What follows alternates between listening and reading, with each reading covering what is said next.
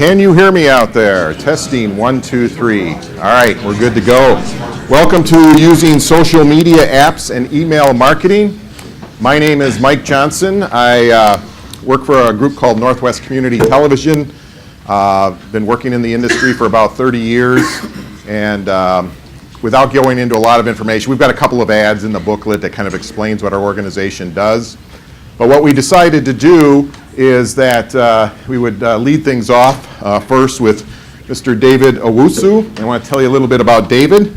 David has 20 plus years experience producing and post-producing audio and video. He was the co-originator of the first all-student produced news magazine shown at Southern Methodist University.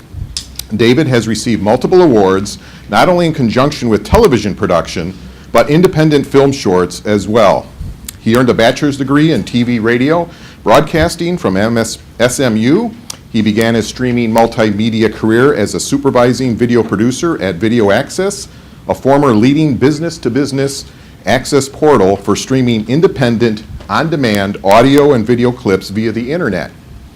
He was later promoted to Director of Streaming Media Services, and David is the Executive Producer and Director of Streaming Media Services for Swagit, a Texas-based limited liability company who specializes in streaming specialty video for entities that produce their own content. So we'll get back to David in a moment, but let's just give David a little round of applause and a welcome. Next is a gentleman who probably doesn't need any introductions. In fact, he's been introduced so many times in the last couple of days. He's like a jack of all trades and a master of all of them as well. Ken Fellman, we're very, very happy to have him on board here to talk about the legal aspects and things to think about when you're doing social media. Ken is a partner in the Denver law firm of Kissinger and Fellman. His practice emphasizes local government representation, particularly telecommunications law. Ken represents local governments nationally in connection with cable matters, community broadband deployment, and public safety communications. Ken served as a mayor and city council member in Arvada, Colorado from 1993 to 2007. He was appointed in 1997 by then FCC Chairman Reed Hunt to the Commission's local and state government advisory committee. He served as chair until the FCC disbanded the committee in 2003. Ken is a proud NATOA board member and has testified on NATOA's behalf in the U.S. House and Senate. He was honored to receive NATOA's 2006 President Award and to be chosen as NATOA's 1998 Member of the Year. Let's welcome Ken Fellman.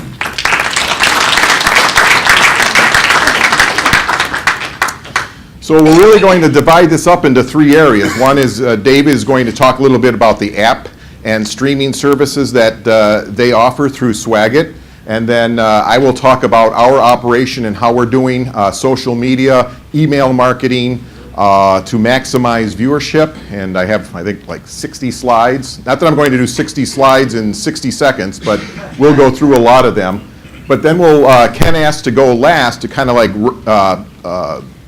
basically give you a recap of things to think about when doing all of these social media things. So we'll kick it off here with Mr. Owusu, who, by the way, said that in Ghana, in the country of Ghana, Owusu is the equivalent of the name Smith in the United States. So welcome, David.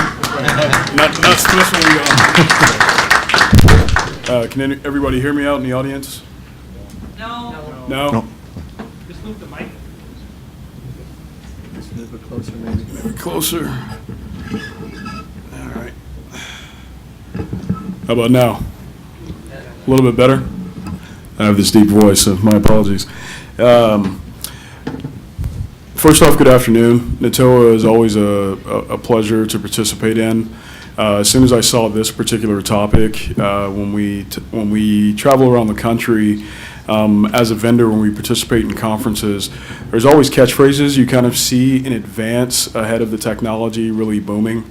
About 5 years ago, it was social media. Now, you guys, it seems every conference are talking about broadband. In the past, about a decade ago, 12 years ago, it was more so email marketing, HD, and making the transition. Now what we see is apps, particularly everything is going to mobile devices. So this topic is pretty special to me in that anything and everything that you guys produce on the PEG side. We always ask the question at Swagit, how does that particular technology relate to PEG? So when we're talking about social media and email marketing and even apps, how does it really come back to PEG operators and public information?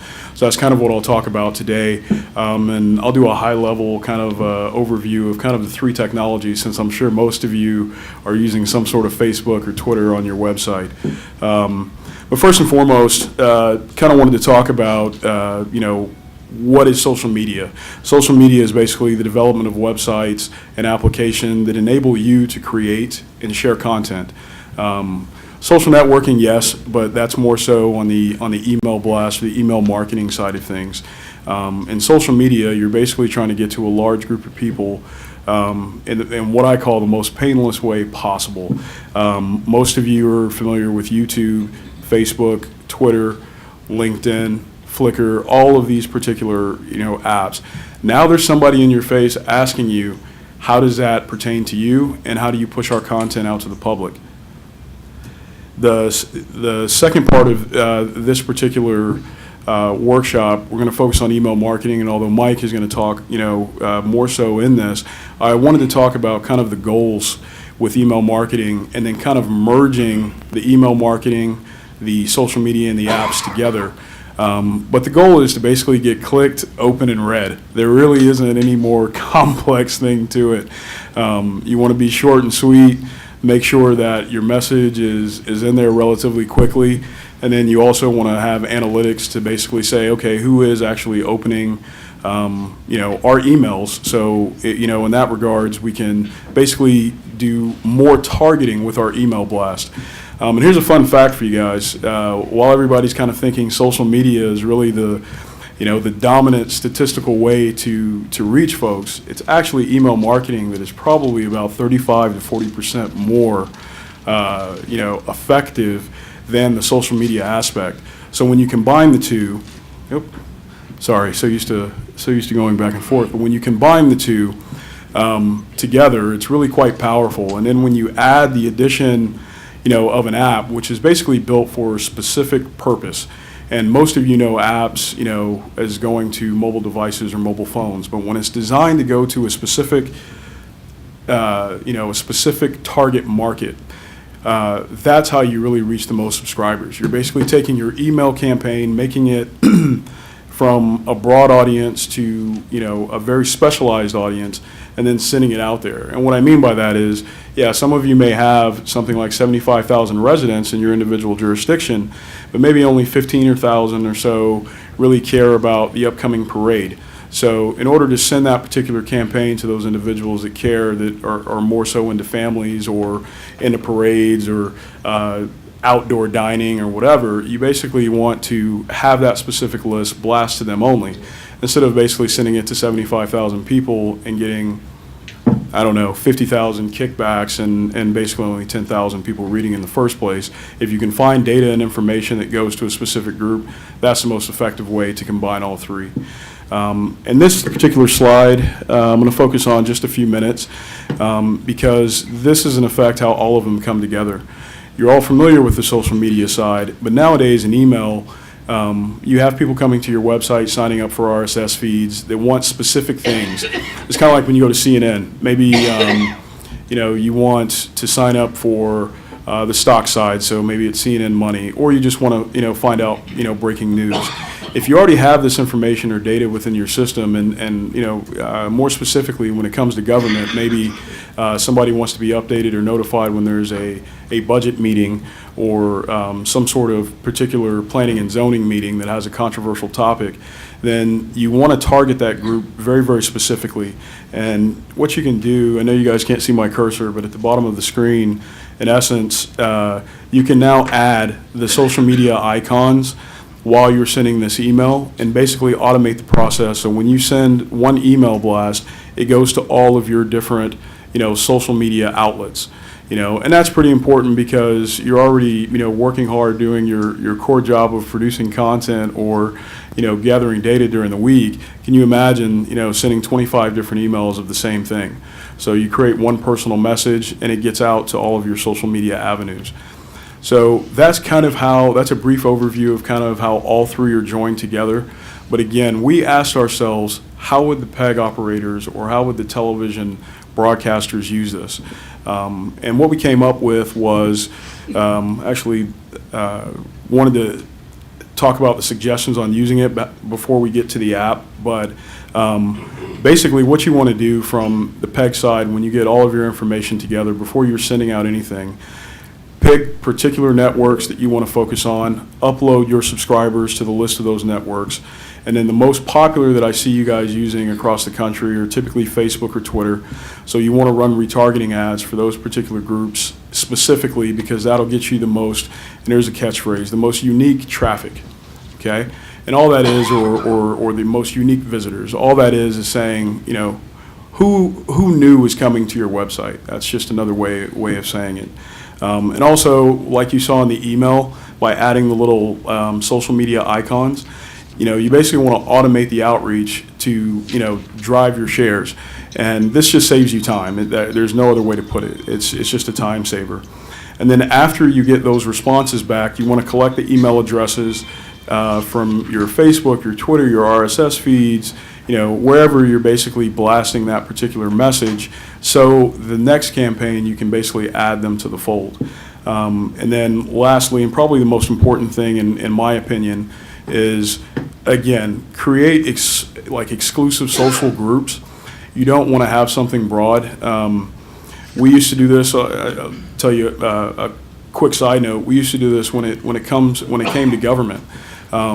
Basically, if you were to promote a specific solution, there's no need to contact 2,500 cities because you all have unique challenges. You all have different budgets.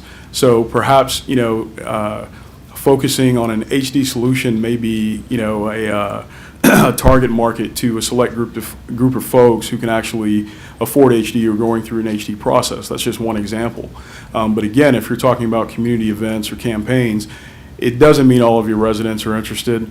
So if you have information or people who signed up for specific events in the past, those are more than likely going to be the individuals who are coming to your events in the future. So how would PEG use this? That's what Swag had asked as far as, you know, are there any PEG apps out there in Google iTunes or the Google Play Store or Apple iTunes? So the first thing we asked ourselves 2 years ago. We knew we wanted to create something around video streaming, since that was our core as far as what we do, but we wanted to ask the PEG operators, you know, what they wanted. And the consensus is to bring the public information side into the fold where you're already having, you know, push notifications and email alerts about road closures. You're already having situations whereby you may have inclement weather. So how does all of that filtrate through PEG? We have a PEG TV app that basically allows you to do your live streaming, handle all of your archiving, have push notification for emergency preparedness. If you have school closures in the morning, all of this goes to that specific app. Why this is important to you and the way you need to look at it is, for so many years, you know, your analytics has been predicated on folks coming to your website. So when you're doing presentations in front of the administrators, guess what? You're showing statistics from what the PEG channel is offering and what you are streaming online. This is a way to push to a 4G mobile phone or 4G mobile device, regardless if it's Android or Apple. So this means you can actually expand, you know, your viewership, and you're creating the same content, same work, but you're actually expanding your viewership. So it's quite significant when you talk about, you know, the things that you're able to do. Did it jump to the next slide? Yep. So most of you have some sort of archive or some sort of web portal that you use for your programming and for your live streaming. It doesn't matter, you know, what vendor you have. You can have an in-house solution that is old school Windows Media. You can have a new solution that has HD. What we do is take whatever it is that's on your site. Maybe you have an IT securities department that wants to do everything in-house. What we do is take, you know, the apps that you're currently using, because a lot of you already have apps on your site that you are promoting to your residents. Excuse me. and basically ingest that. So this is kind of a look and feel of what we use to already include your social media. However, regardless of what you're using, you can ingest that and still have the same features.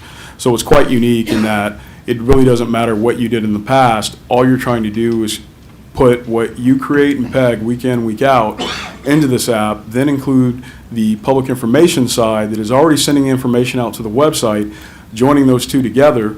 But it looks like, on the surface, guys, that it's coming through the PEG operator, because the live stream is the first thing that you see when you open the app. So this is kind of how it looks, and I'll get to website in a few moments to kind of show you, but I did kind of want to show that, you know, you can have board of trustees, planning, all of your meeting bodies, all of your community content. I don't know if you guys can see on the right-hand side, but, you know, that's you know, basically a team running event in Florida. So basically, all of these community events, if you wanted to push notification, those things you could within this app. And so I'll get to kind of, we have a situation where, you know, yes, that's what the end user sees, and I kind of wanted to show you that, but I also wanted to show you how actually to use an app. So if you'll give me kind of 2 minutes to kind of show you the process of actually downloading something. If some of you, you know, in the past have downloaded an app and tried to use it, you know, if it breaks, those type of things. So excellent. So on this side, if you were to go to the Google Play Store, because I'm not using an Apple, I know these gentlemen both are, so they would go to iTunes. But basically, you can come here, install your app, gives you the features, gives you feedback, all of these things. But that's great. You have the app. What do? Okay? The end user sees basically the fruits of your labor. But, you know, in reality, you want to have something that you can, that tells you, hey, this is how we create something, this is how we use something so we can publish to the site so somebody can actually see what you created. So on our HD platform, and some of you came by the booth, we include these apps in our HD platform whereby everything and anything to do with your meeting bodies and your community programming, we give you basic apps for, where you can create your own agendas, you can ingest your own video content, edit it on the fly if you wanted to. You can come back and edit it. If you've already have a program, you can upload that particular video, edit it, add titles, come back, publish it. All these things that you guys do kind of on a day-to-day basis, we give you guys in an app form now if you're on the go.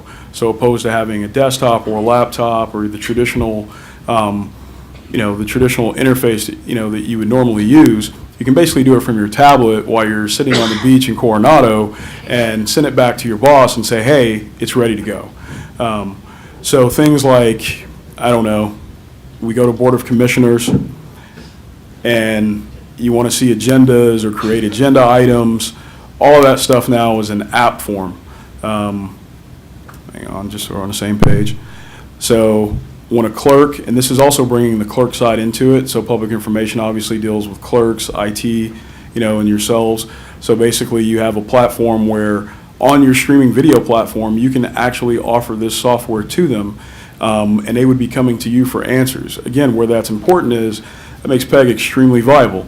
They already ask you, how, you know, why can't PEG funds go into the general fund?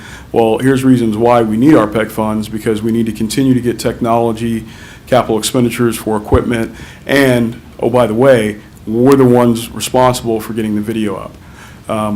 So you have things where you can create agenda items. You have ways to make sure I'm not kicked off. Bear with me, this is actually not a live stream, but pretend that it was a live stream. Get rid of my audio. If this was a live event happening, you have the option to basically ingest that live stream, take a timestamp as it happens. You can have a metadata editor whereby you add supporting documents, notes to an item. All of these things are app friendly to PEG operators. And so welcome to take your suggestions on how to improve apps such as these. But 2 years ago, believe me when I tell you, things like this just didn't exist. And you deal with this day in and day out. So while you're running your channel or while you're running your meeting, and as some of you, I see some of our clients in the room, some of you know this was meant to put on a mobile encoder whereby you could do this in the field. So if you had all of these videos, would basically be in order in such a way where you could basically finish that particular part of the event. I know the City of Austin has live music during their council meeting. Imagine right after their live event, as far as music is concerned, they're able to edit that video, publish it to the website, and now it's being notified to somebody's device saying, hey, Willie Nelson just performed in front of City Hall. They have that juxtaposed to you having to come to the site and figure out Willie Nelson just performed. I mean, that's amazing if you think about it, because at that point, all the Willie Nelson subscribers that, hashtag Willie Nelson or following Willie Nelson have that particular content, and it's coming from the City of Austin. So, that's how big it is. And one more thing before I kind of pass it on, one of my favorite cities that integrates, all of these particular social media, email marketing campaigns and apps is the city of Virginia Beach, Virginia. If you look at their website, at first, kind of plain, but it's really not. They have their mobile applications front and center where you can see it. As you scroll down the page, they have their social media, right there. Social media on the third level of the page as well. Every single app that they use, since there's thousands of them out there, they have right there on their page for their residents and citizens to download. So they have forums whereby, hey, if you didn't like this app, please, go ahead and give us feedback. So this is just one example of, kind of a city, ahead of the game, if you will. They still have streaming media and all the basic things that you guys have been doing for years, but they're really ahead of the game as far as how you get them. So if you have any questions after the presentation, feel free to ask. But again, I just kind of wanted to show about the evolution since 1997 to 2003 when MySpace was popular onto Facebook and Twitter and YouTube, kind of in that 2004 to 2006 range, and now kind of where it's going is very specific social media and applications and email marketing campaigns that only have to do with a specific group of folks. And then once those specific group of folks do it, what are they doing with it? And it's kind of up to you guys to kind of decide how they receive that content, since you're basically showing them what is being produced in their community. So thanks for the time. And again, if you have any questions specifically about the applications, happy to answer after these gentlemen go as well. Thank you, David. Yep. I'm going to set up a little stopwatch for myself. I tend to talk a lot here. Anyway, I have to get the little clicker, and we'll switch over to my little presentation. Before I forget, I saw some people taking pictures of screens and all of that. This presentation, well, first I want to welcome all the thousands of people watching on live streaming right now. And I want to thank everybody who's in this room right now, because usually the last conference of the day, it's usually slim pickings, but we have a pretty full house. I'm very happy to see that. But so this entire presentation will be available on the NATOA website, and then my PowerPoint presentation, I believe, will be there as well, and or if you need it, I can email it to you if you just send me your contact information. I haven't put together too many PowerPoints in my lifetime, so I probably broke all the rules and overscanned things. But anyway, this is what we're talking about, and it's a perfect segue from what David said in terms of what we're doing in our operation. But let's start out with a short survey. How many of you create local content? Raise your hands. A good portion of you. Okay, next question. How many of you know the number of viewers that watch your content? That's what I figured. Okay, and I'll get around to why this is important. Third, how many of you put at least some of your video content on the internet? Okay, is there anybody in here who doesn't put any of their content on the internet at this point? Nobody. Okay, and then how many of you have an agreement with your local cable provider to telecast video content using some of their on-demand capacity? a handful back there. There's about 4 people. And then how many of you use the following to promote your video content? I'll just take a show of hands on each one of these. Email marketing. Anybody using email marketing? Okay, about 4 or 5 people. Oops, let me go back here a second. I'm sorry. Facebook. Who's using Facebook? Okay, nearly everybody. Twitter. Anybody using Twitter? Equal number. And then finally YouTube. And okay, that's great. All right, well, I'm amongst a friendly crowd here then, because this is what we're talking about here. And finally, how many of you have a mobile app for your channel or organization video content, with your video content on the app? Okay, just a couple of you. I think that's going to all change in a short period of time from what David has said and from what you're going to find out how successful it is for our operation as we move further. And then one rhetorical question that does not need a reply. Do you want more viewers? Of course you do. So with that said, that was then, if you look at this video here, and this is now. Times have changed. The old family used to sit around the one TV set in the house. Now you've got people multitasking and watching TV at the same time, or watching things on the internet while they're watching TV. So times have definitely changed. TV is everywhere. You've got your Apple TVs, TV on your computer, on your smartphone, and your tablet. That's the reality. If you're thinking living in the old school, just watching on TV, those days are gone. Over the top, OTT, over the top television. Will we be on this train? How will we inform our community content viewers? You know, we've got your Roku, Apple. In fact, that's the latest and greatest picture. I just downloaded that of the new Apple TV box that have a new controller, which will be somehow synced in with Siri, so they can do voice commands of calling up your content. And then Amazon also has the stick and Fire TV and all that.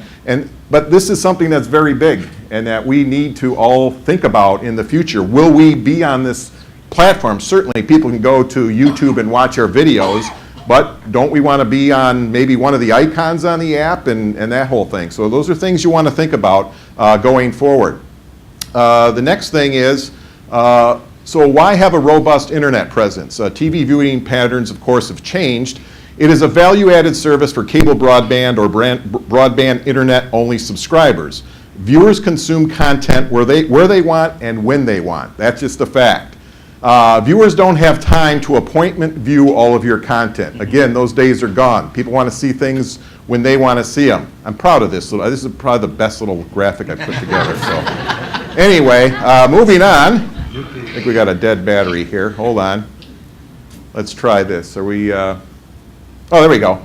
We're doing email marketing through GovDelivery. This is huge for us, okay? Now, GovDelivery is like Constant Contact or any other email marketing software. They happen to be based in St. Paul, Minnesota, and I'm based in the Twin Cities area. Our current numbers, again, we operate out of 9 communities in the northwest suburbs, and there's like a total population of about 300,000 and roughly 75,000 homes hooked up to cable. Anyway, we're still in our infant stages, but right now we have 1,100 subscribers to this email marketing program. And the total subscriptions is 3,587. This equals just over 3 category choices per subscriber. So these subscribers can have multiple choices of what they want. It's like, oh, I want this school district, and then I want the sports along with that. So they pick and choose that. So we do 2 types of email marketing deliveries. We encourage people to tune in to the cable channel for specific content that they have told us that they are interested in. And so they will get at least 1 email blast a day to say, hey, so if I live in San Diego and I signed up for, or one of the cities in San Diego County, and I just am interested in that city alone, I would sign up for it. And if our station did a news story on it, you'd get an email blast saying, hey, we're doing a story today about this topic. And then the other thing we do, which is huge, is provide encoded video clips to specific stakeholder groups by chosen subscription area. Now, the light bulb went off in my head. There's another graphic I'm proud of. That's a light bulb, and that's my head. While reading an NAB news brief several years ago, I put a more recent one up here, but several years ago I said, well, why not provide video content links via email subscriber list and social media? Because when I go and I get all these newsletters, they have all this content, it's just like, wow, light bulb, this is so simple. So they aggregate all this content, and okay, yeah, I'm interested about this anchor team in Wisconsin that's wearing orange. So I'm going to go in and I'm going to see that. So we have done a similar concept in terms of what we do. So there we go.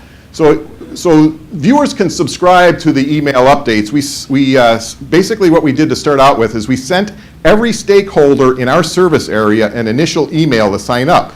Now, it was a lot of work, but literally we've got 9 cities. So we got all the email addresses from all the city council mayors, department heads, school board members, and you're going to see that coming up here. All of our cable commission and board members, key city staff, county officials in our area, state officials that serve our area, key nonprofit organizations, and chamber of commerces. So when we first put this thing together, we did one big email blast and said, hey, we're doing this now. Are you interested in receiving video clips and news information items that is key to your city? And here's an example of targeted specific subscription topics that were on here. So we have a list of our cities here, and then school district ones, and the reason those are all chosen because those happen to go into my email box, and I always like to monitor what staff is putting on, so I always make sure we're getting enough content out through our email campaign. Here's some sports. So I could choose, say, a school district. I think we serve like 6 or 7 school districts. I could choose a school, or this specific school, and their high school sports, I'm interested in basketball. So I'd choose that, and then I'd get any links from our sports department on basketball for that school. We email market content people can see upcoming on the channel. Now, unfortunately, this is very text heavy, and I'm sorry, but we will do some little headlines and say, hey, concern over oil trains, leave to roundtable discussion. And so we say some of the headlines for the day, and then we say, watch Channel 12 tonight for these stories and more. And then here's an example of a specifically targeted GovDelivery email blast encouraging tune-in viewership of the channel. It says, New Hope Mayor Kathy Hempkin talks about the city's farmers market. Watch tonight, those stories and more. So that's an idea to try to get people to tune into your channel, just as in tune-in advertising, basically. And then here's another one promoting a sporting event. So somebody who might be interested in the Brooklyn Center football game, this went out. So if we had, 50 people said, hey, I'm interested in Brooklyn Center sports, this email would go out to them and explain that they can watch it also on live stream.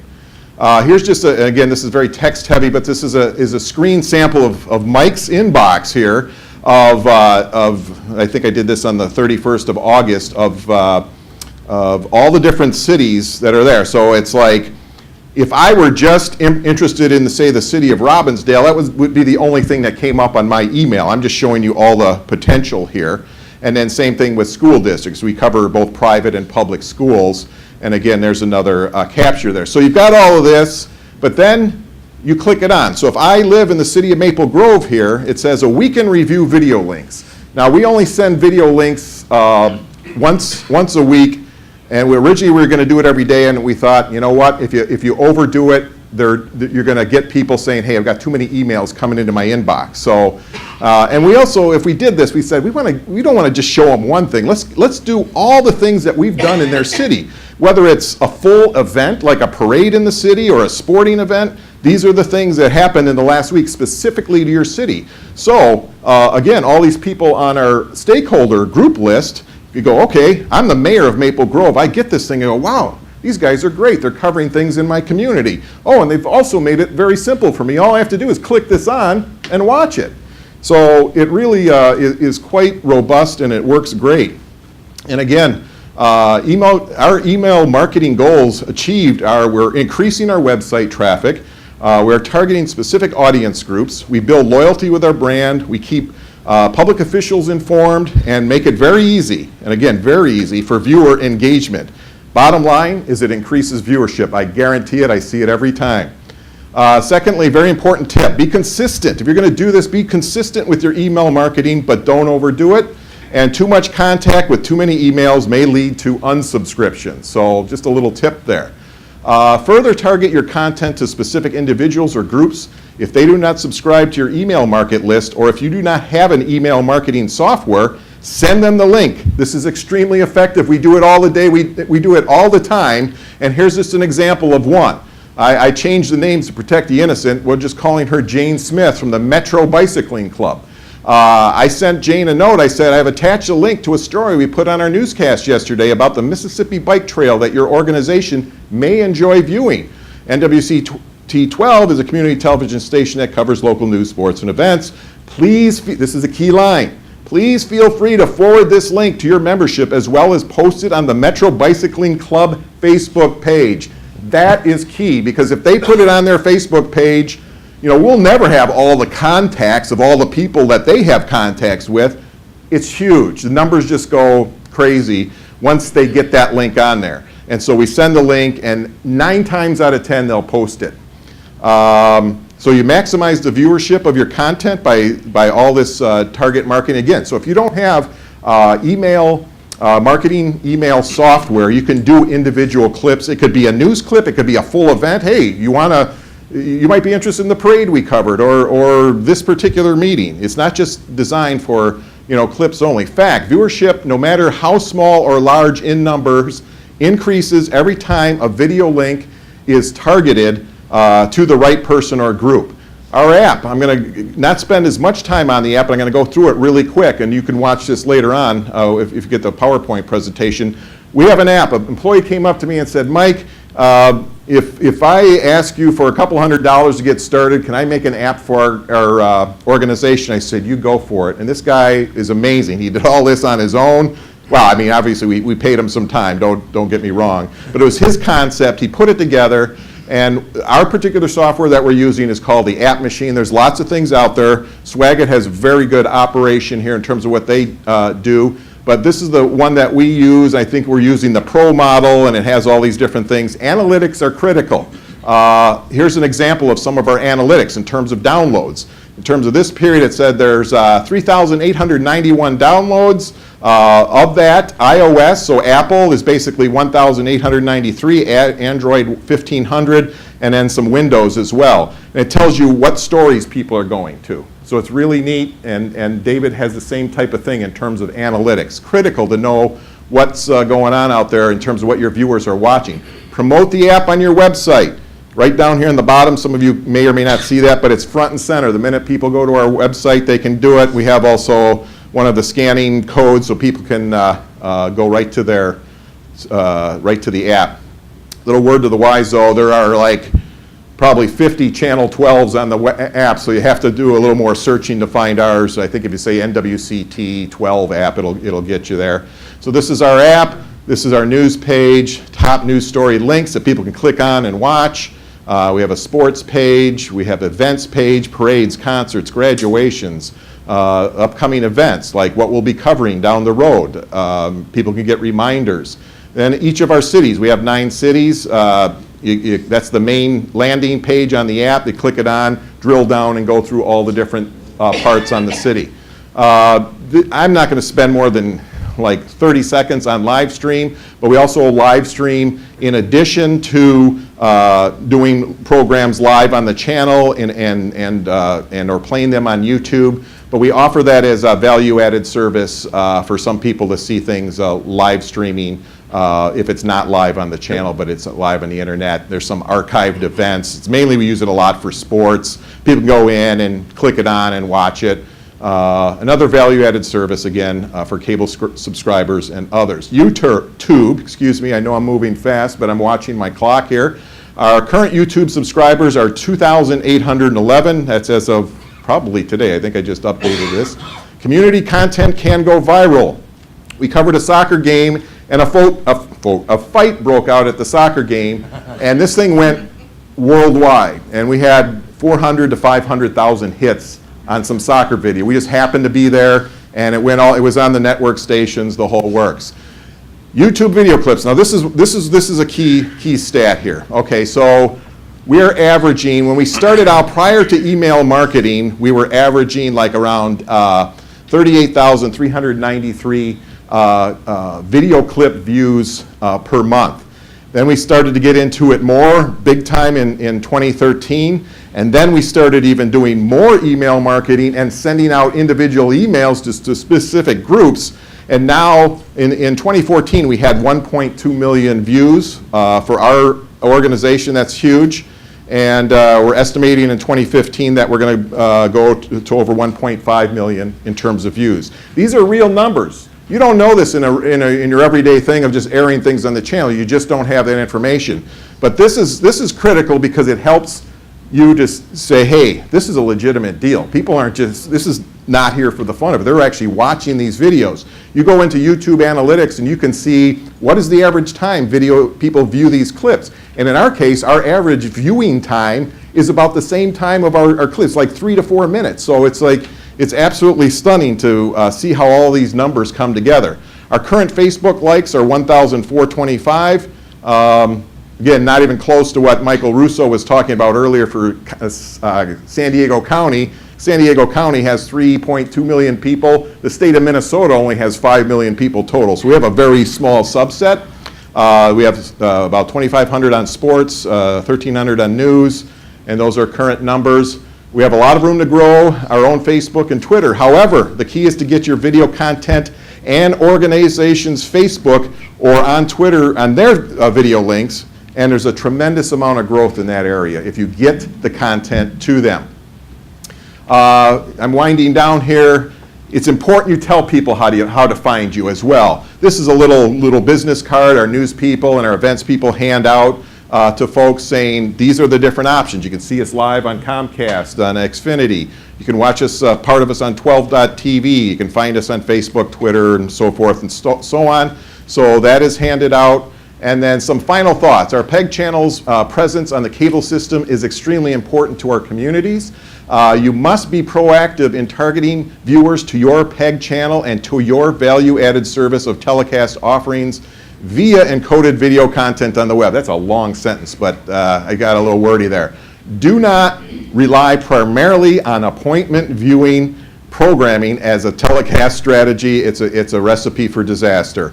Viewership increases with the use of social media and email marketing tied to specific tune-in announcements and video link attachments.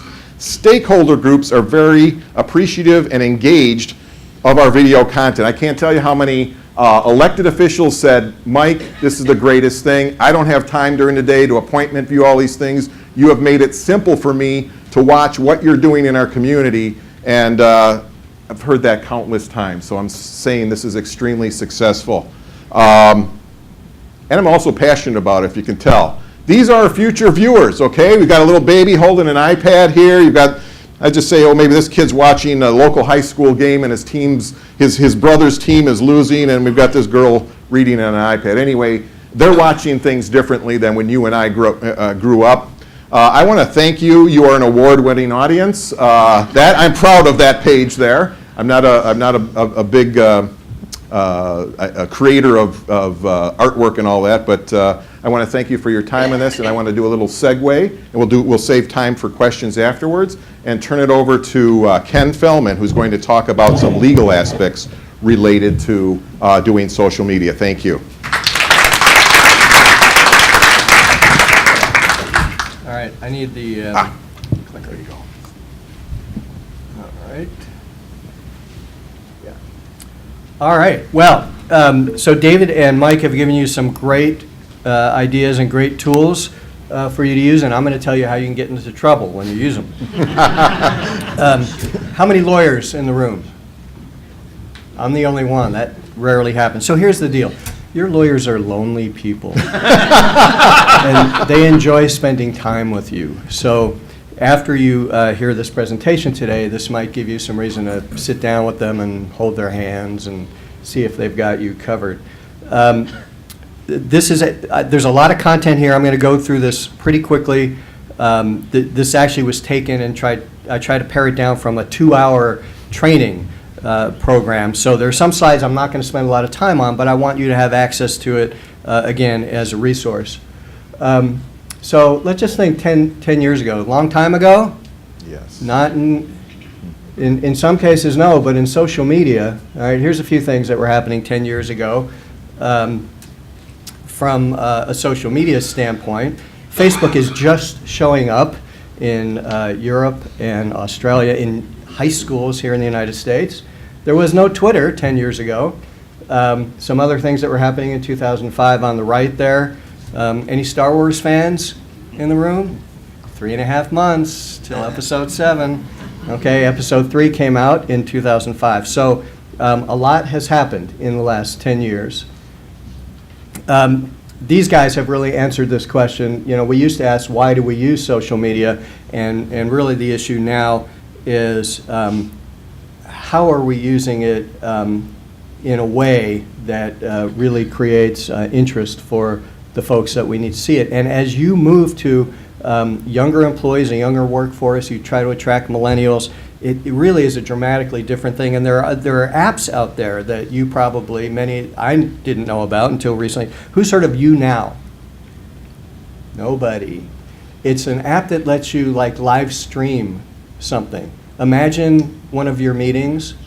Donna, I see you in the back there. So, all right, so you've got one of your employees and you're having like an important meeting about something, and somebody's got a smartphone, they're sitting there, they might be streaming that meeting out to their Facebook page. That probably would not be a good idea if you're their supervisor, right? You'd want to know about that. So, all right, those kind of things we've got to keep an eye on.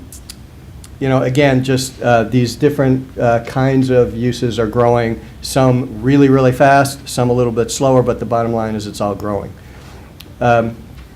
So legal issues. I am going to talk a little bit about all of the issues on this page, but a very little bit. I'm going to spend a little bit more time on free speech and talk about some of the court cases that have come up. Some have ended up in decisions. A lot of them get settled, sometimes with the government writing a check, which is, again, why we want to make sure our lawyers know about these things. But one of the first ones that I want to discuss is the Alanis case. Only because it was the first case that got to the United States Supreme Court that had a social media element to it. Mr. Alanis, who is a 31-year-old guy living in a small Pennsylvania community, was convicted of Facebook posts that he directed towards his estranged wife and an FBI agent. He was sentenced to 44 months in jail. He had made a bunch of threats on his Facebook page. And it turned out that I mean, everybody was watching this from the social media geeks like me to see if the Supreme Court was going to make a statement about how you treat free speech issues when you're talking about social media. They didn't really do that. What they did was they decided the case on other grounds. They overturned his conviction because they decided that the Third Circuit Court of Appeals and the instruction that was given that required negligence with respect to the threat was not enough. They didn't tell us what was enough to support a conviction. So the takeaway from this case is that the Supreme Court has still not told us what it takes to be convicted of this federal statute, making it a crime to use interstate commerce to make a threat. And at the end of the day, the fact that this particular alleged threat happened on social media was not relevant to the case. So we've had one case now at the Supreme Court, and it turned out they didn't really add too much to the social media aspect of it.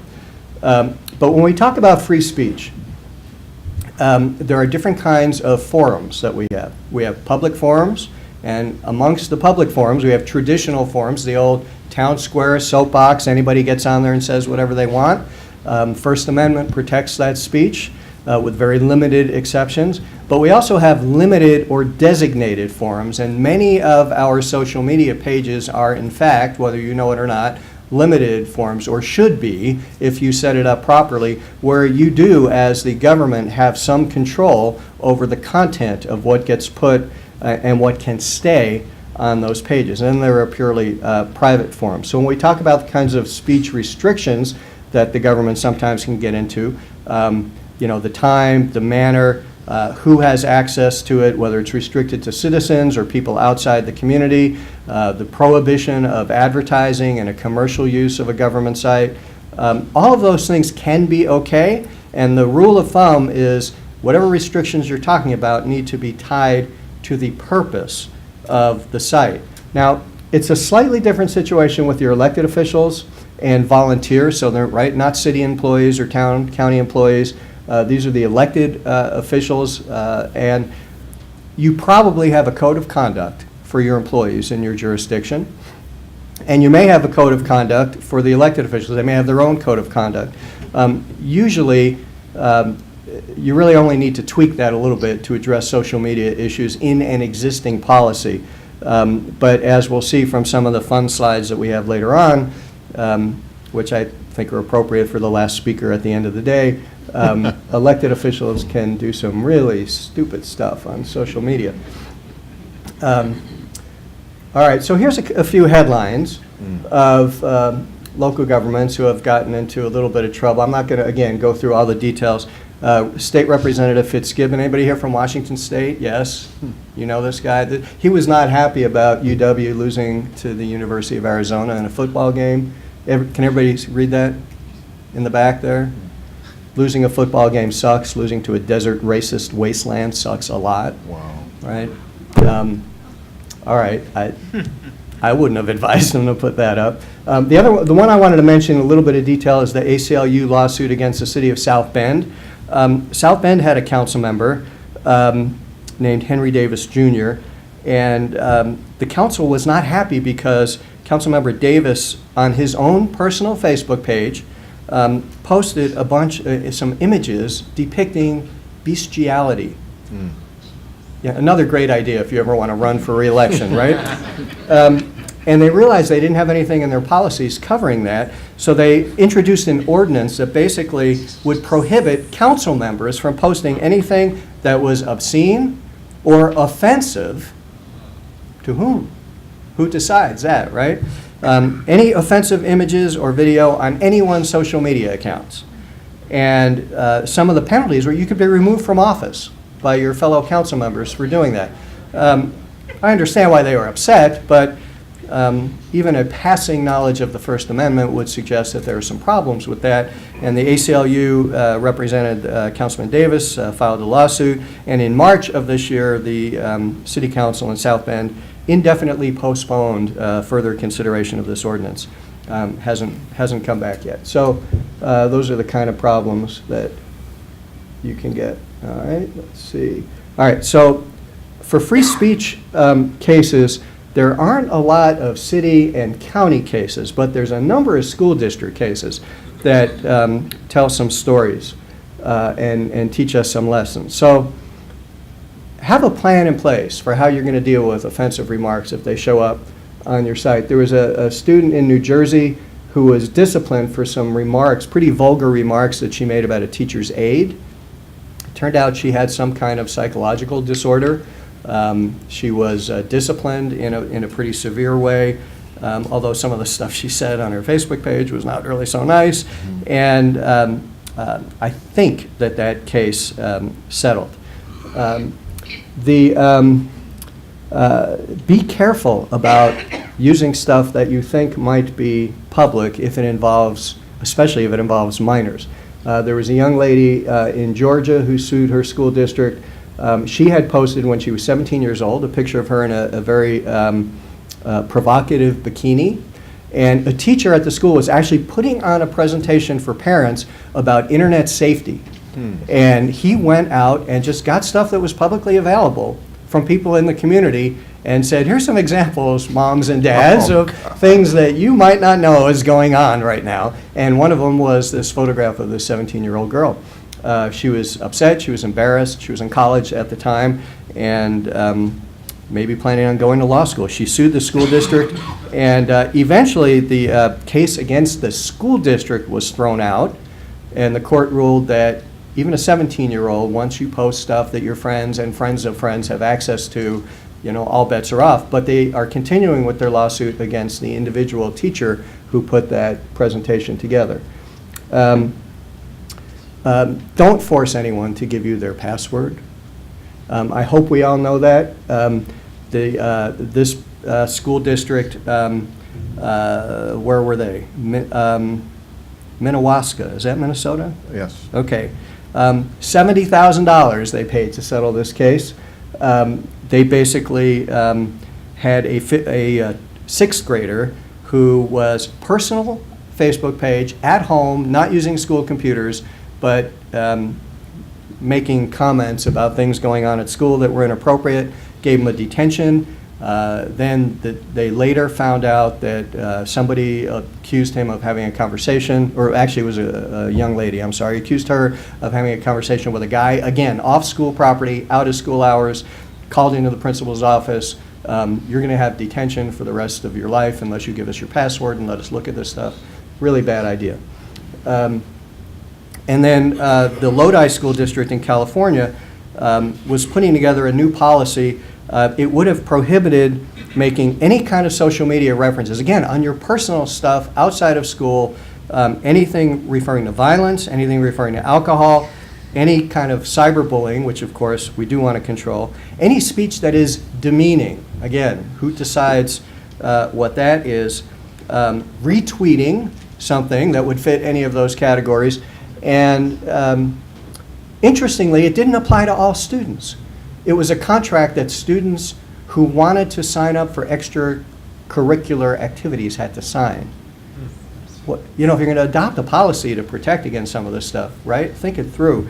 Anyway, what happened here, fortunately, it didn't get to court. A bunch of the students revolted before the policy went into effect, and the school district wisely backed off and said, let's work on this. And they put together a committee of faculty and students and parents, and they worked out a policy that was acceptable to everyone. So, all right, public employees. It's not only the elected officials who get us in trouble.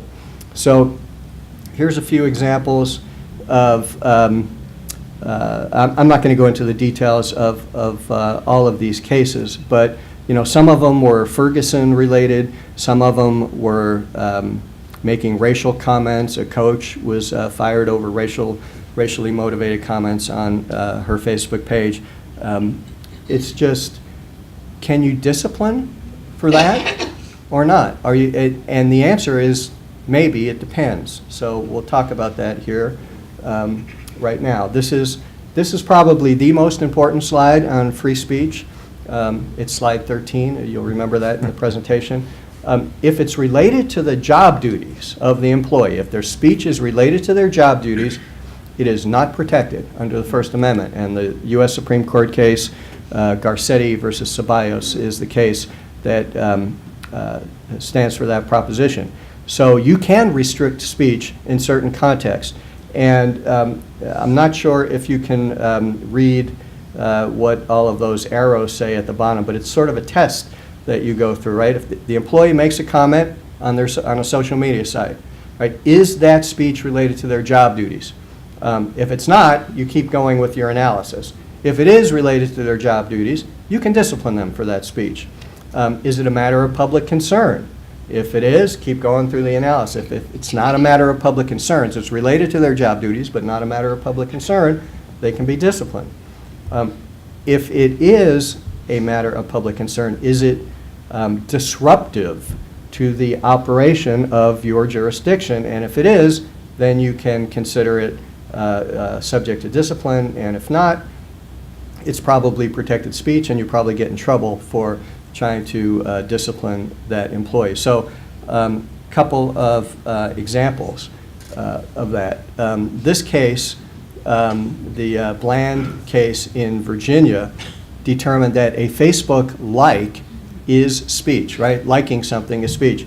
The sheriff gets reelected, and he immediately terminates 6 of his sheriff's employees because they supported his opponent during the election. And we know that because they liked the opponent's Facebook page, right? That is felony stupidity, right? Not necessarily illegal, but if your boss is running for reelection and you want to keep your job, you probably should not be liking his opponent's Facebook page.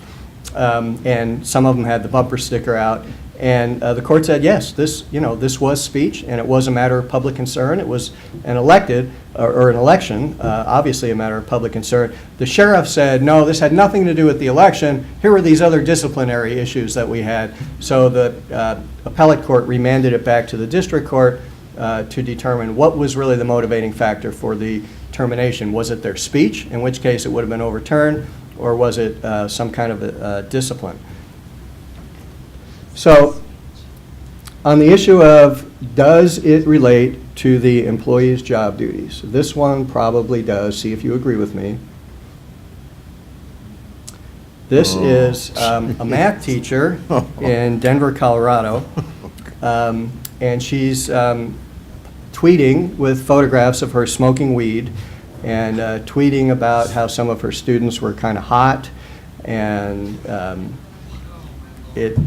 she ended up getting fired. And what the school district said when they fired her was, look, I mean, anybody can put their own personal stuff up on their page, but if it has to do with violations of school policy, and she was tweeting about stuff like saying she had weed in her car in the parking lot. Even in Colorado, that's illegal. So, and a violation of school policy. So she was fired. Again, it's like, you can't make this stuff. This is why I love this topic. You can't make this stuff up, how stupid people are with what they put on social media. So yes, if one of your employees does this in this context, you do have the ability to terminate. So in talking about employee management issues, right? I mentioned earlier, don't make somebody give you their password. There are actually a number of states, and they're all listed here, that have state laws that protect passwords. So I don't know if you can read that cartoon up in the upper right corner. I sometimes teach a law school class in telecom policy, and I learned you better have a lot of cartoons and graphics and jokes. It says, I need your Facebook password before I can hire you. If you're not on Facebook, I need you to join and post a bunch of personal stuff you don't want me to know about. So don't ask for potential employees or existing employees' Facebook posts. The next item, the reference to the stored communication. How am I doing on time here? About a couple minutes, 2 minutes. Couple minutes. All right, we're going to zip through this. I'm actually not going to talk about this case, then we'll just move on because there's some much more fun stuff. Make sure that there's not just one person who has the passwords to your social media stuff, right? This is what happens if you don't do that. This was a company that fired about 60 workers, and one of the people who got fired was the person who controlled the Twitter account. Oh. So here's the Twitter feed about how all the good people were getting let go from this company. Open meetings laws are another big issue. If you start talking about stuff on Facebook and Twitter, you might have a meeting under state law, and you may need to deal with that. There's some examples of this, but you can do, whoops, I didn't advance here. You can do some good things in public meetings, and there's an example here from a virtual town hall that Wichita did, where they asked a bunch of questions. They even got some feedback, you should continue this meeting till later in the day, and they added additional time for people to give feedback. So I won't go through open records laws, but everything you put, everything you tweet, everything's on social media is a record, most likely under your state law.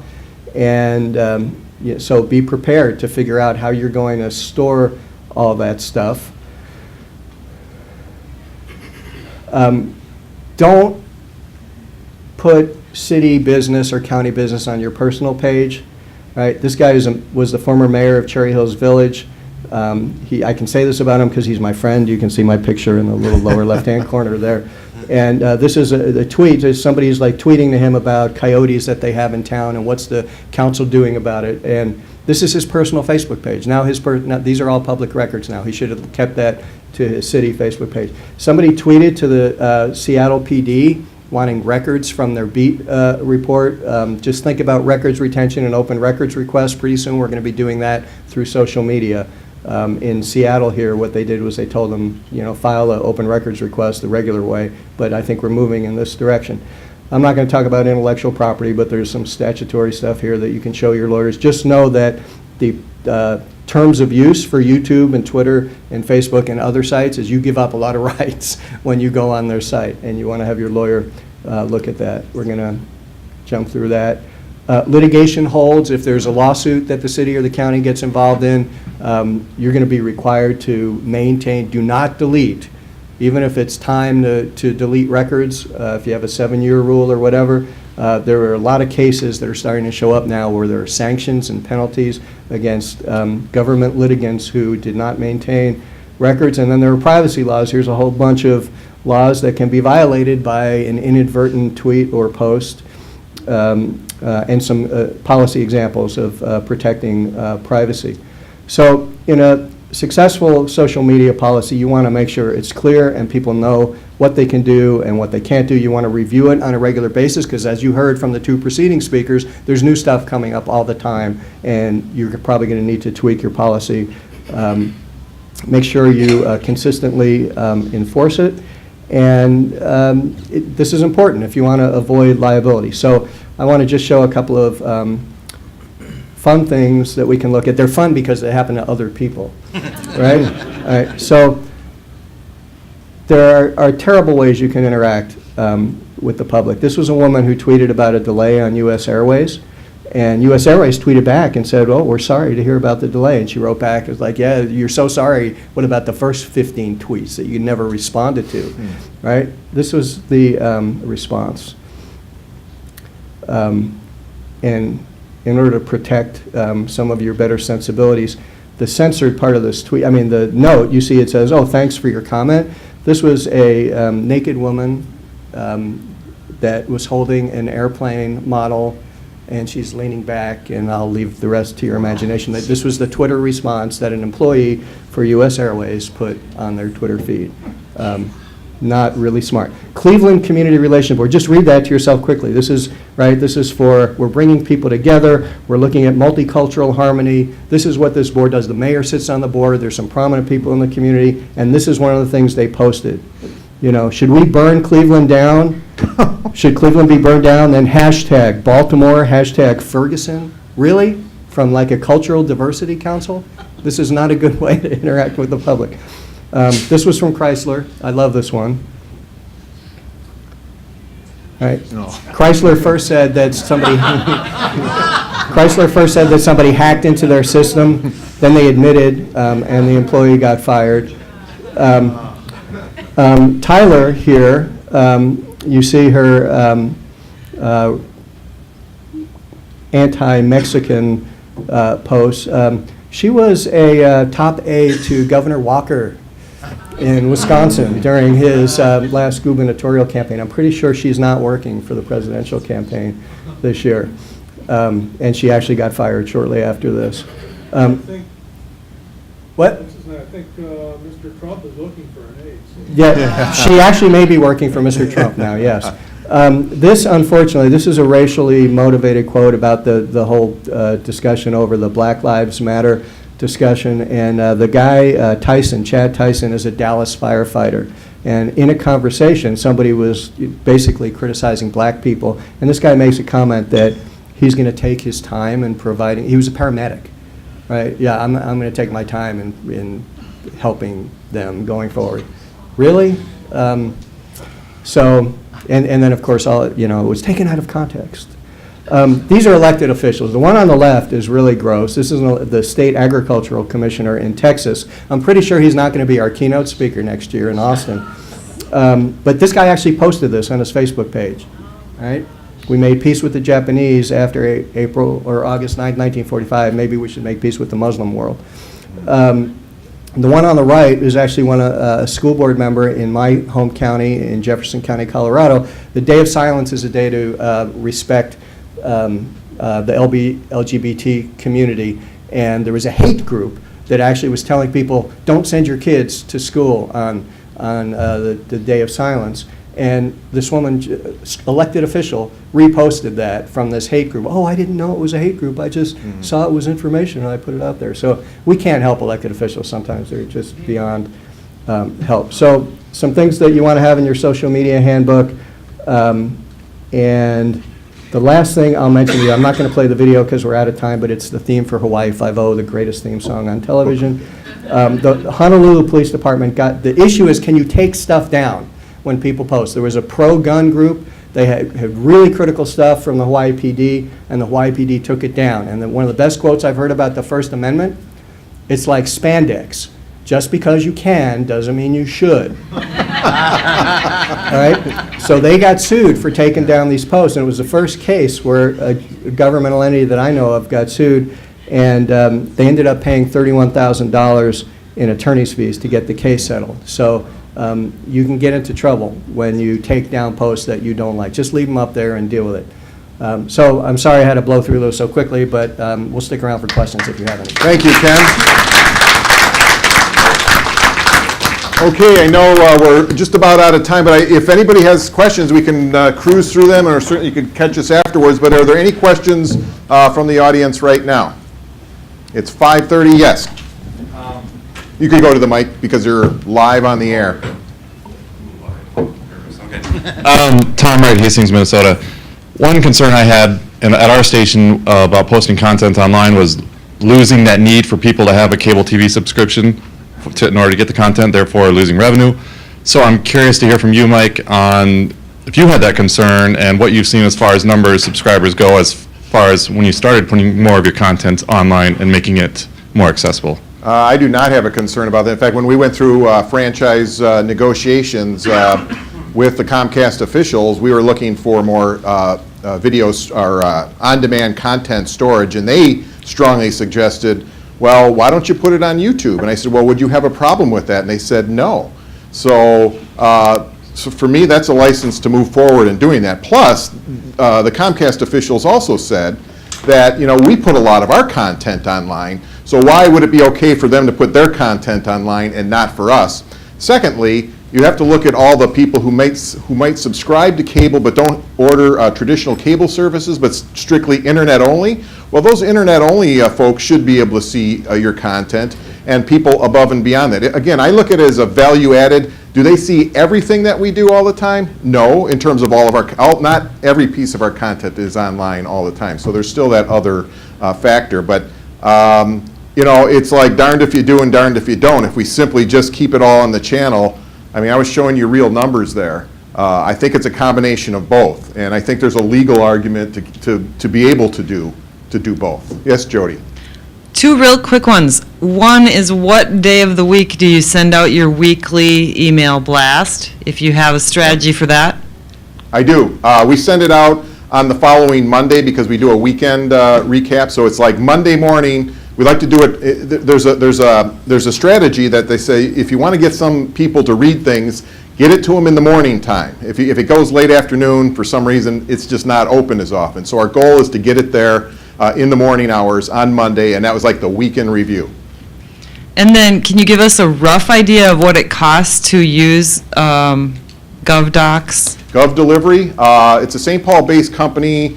I'm guessing we pay a couple $100 a month, but I think it depends on how many blasts you're going to send out, subscriptions. It's based, like San Francisco is like $500,000 because we have, transportation companies like to use it because it's really good in that you can take a certain train or a certain bus, you just get those type related information.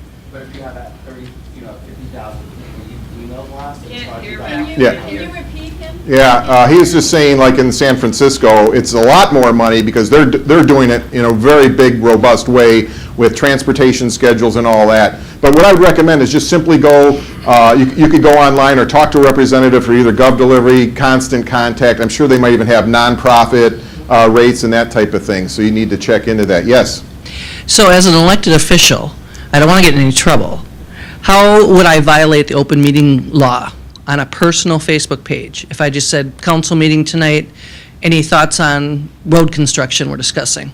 That's fine. That's perfectly fine. But when one of your council member colleagues writes back and says, yeah, and it's really important because we've got that $45 million project, and then one of your other colleagues comments and says, well, there are problems with that, and and now all of a sudden you've got 3 people commenting on something that's going to be on the agenda that night. So a simple note that says, come to the meeting, here's the agenda, here's a link to the agenda, that's fine. Okay, good, that's all we do. Okay. Are there any other questions? These are all very good questions. Yes? Quick question, Mike, for your app. Yes. Where are your videos stored? Are they stored on YouTube? They're all on YouTube. It's all pointed to YouTube, everything. Okay. And again, all the it's nice to get the app analytics, and similar to David's, because it's nice to know what they're doing on the app. Right. But the bottom line is it all leads to YouTube. Mike, I know you said there were thousands of people watching the video stream. I know at least one was because our old friend and former NATOA board member, Jeff Leaders, said to me that Mike Johnson rocks. Oh, well, thank you, And- Jeff. And remind him that it's 5 o'clock somewhere. All right. And I want to thank everybody. Again, you could watch this on the NATOA site at any time, and I'm sure our PowerPoints will be there. But thank you very much for coming and staying so late on a late Thursday afternoon. Have a great rest of the day. Thank you, guys. Great job. Great job. That's good.